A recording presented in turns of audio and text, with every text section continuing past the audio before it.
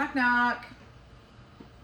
The first thing I'm going to do today is gather all my supplies, in which you can see everything is laid on the table here. In addition, I'm going to have my stethoscope, pen light, and my watch. I'm then going to perform hand hygiene. I am going to identify myself to the patient. I'm Ashley with Kilgore Nursing School. I'm a student nurse there.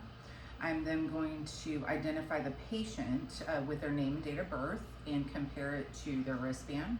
Ask if they have any allergies. I am then going to explain what I'm going to be doing to the patient, which is a wet to dry dressing change. And then also position the client in the proper position to perform this action. The first thing that I am going to do to perform this action is put on clean new gloves. So, I have my clean new gloves on. I am going to remove the old dressing, and I am going to do this by loosening the edges of the tape, and be sure to remove it in the direction of the hair growth. You will use your dominant hand to remove the dressing while gently pulling back on the skin with your non-dominant hand. And place this in the proper place. Tapes up to my hands.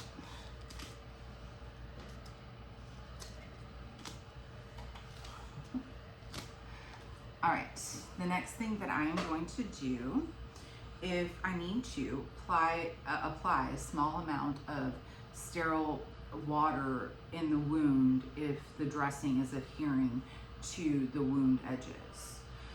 I am going to look at the wound and note any amount or color and odor of any drainage. I am then going to remove the dressing and place it in the proper receptacle. At this point, I am going to actually note and look at the appearance of the wound, including the size of the wound, if there's any drainage, if there's any undermining, if there's any tunneling. I'm going to use a measuring utensil. Right now I'm going to use this, and I'm going to measure the length times the width. And I can use another measuring device, but I also have this measuring device on the sterile gauze, and I can note what the actual measurements of the wound were. In addition, if there was any undermining or tunneling, I would have to do measurements for those as well, including going actually into the tunneling or the top of the undermining of the cave. Okay, I'm going to dispose of that. I need to also, I forgot to say, I also need to note while I was looking at this if there was any other things going on with the wound in addition to the size and the drainage. If, for example, if there were any drains, or if there were any sutures on the wound, I would need to look at that as well.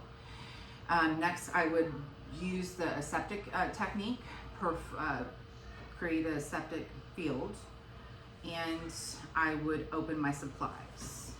So I'm going to do that.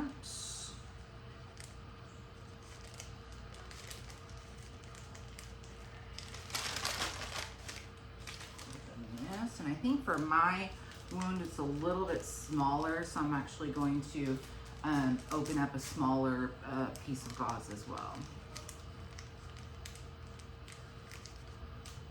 Now, I would open up my cleaning solution at this point.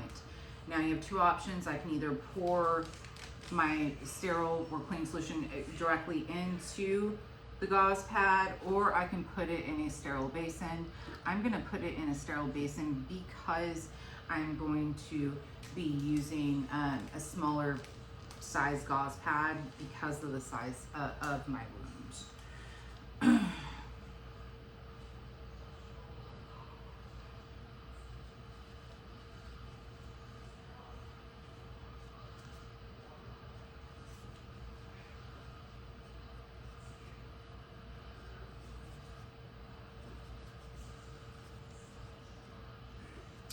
The next thing I'm going to do is begin cleaning the wound. And before I do this, I obviously want to make sure I have clean gloves on. I want to note that. Now, when I begin cleaning the wound, I want to clean from top to bottom or from center to outside. When doing so, you want to use a clean piece of gauze when you do every swipe. So for example, I'm going from the center to the outside. So I'm going to do one clean swipe and then I'm going to dispose of this piece of gauze. I am going to get a new piece of gauze and I'm going to clean again from center to outside. I'm going to dispose of this piece of gauze. I am going to get a new piece of gauze. I am going to go from center again to outside, dispose of that piece of gauze. I am then going to go from center to outside again, dispose of this piece of gauze. And I'll continue this process until the whole wound has been fully cleaned.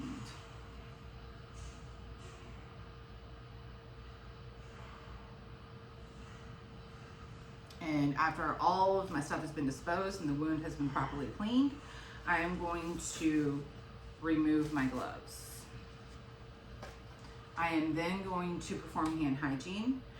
For this particular procedure, you need to make sure to not just use hand sanitizer. You need to do full-on soap, water, hot water, wash your hand for the full time that is normally necessary. At this point, you can wait for the time you're washing your hands and to assess and look if the wound, you kind of want to let to dry, okay? Now, we're back here after the wound has been fully cleaned the proper way and has dried. We are going to put on a new pair of gloves. If my sweaty hands go out.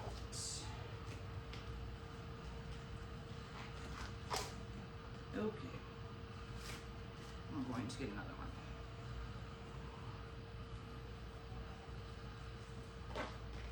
So I'm putting on my new gloves.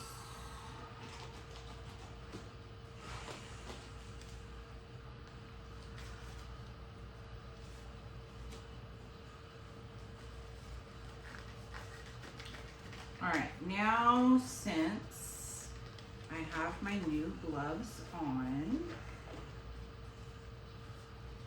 we are going to, okay, these gloves are not very good. I can't get my hands in very well.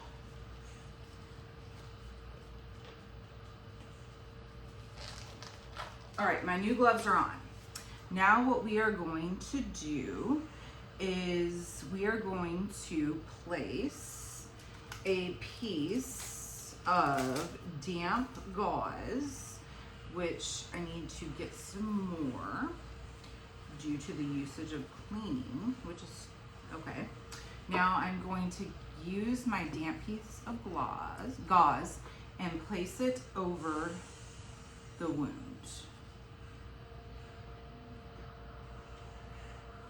Now, I am going to place it over the wound and securely fasten it within the borders of the wound.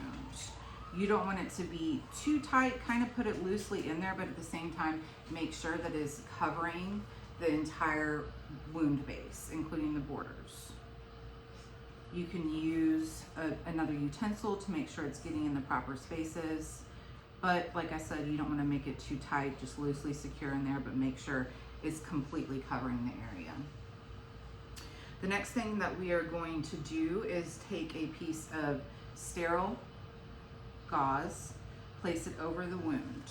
We are going to securely fasten it with tape. Yeah, I'm having a hard time doing this. on all 4 borders of the wound.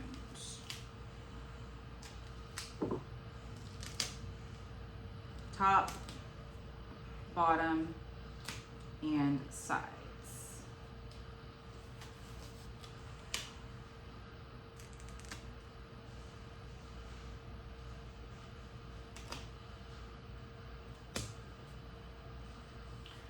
Oh my gosh.